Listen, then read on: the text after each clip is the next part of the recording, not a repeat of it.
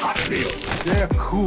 Growing up, I had a lot of toys. Opening that box, it really is like, oh!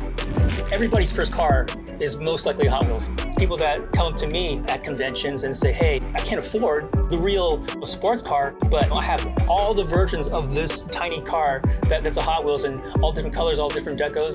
That in itself is a great thing to collect. みんながなぜおもちゃを買うのかっていうと、やっぱりなんかだと思うんで、やっぱり大人になってもそういう心の栄養になると思います。My house is full of toys, like from the front of the door to the back. It's not weird for adults to be buying toys. When I was younger, I would try to like fill a collection. Now I'm more interested in the rarity of things. If it's rare, I want it more.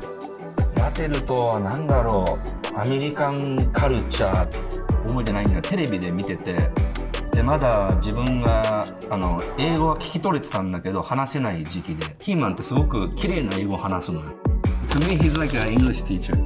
I met people from Mattel at the Complex Con. They came and was like, "You want to do something with us?" I was like, "Yeah, of course."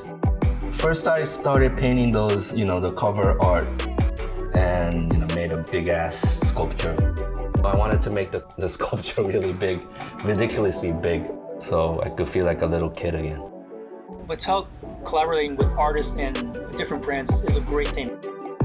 You have different creativity avenues that will intersect. Whatever comes out is going to be amazing. おもちゃ、大人になってからのおもちゃ、なんか飾ってみて楽しめるし、まあいろんな可愛いなって思ってなんか疲れた心が癒されたり、そういうことをお客さんからも聞くんで。When you see these toys, it brings back happy memories. I don't know, I think it's like the eternal kid that lives inside you, just wants to look at cool things and cool characters that speak to you.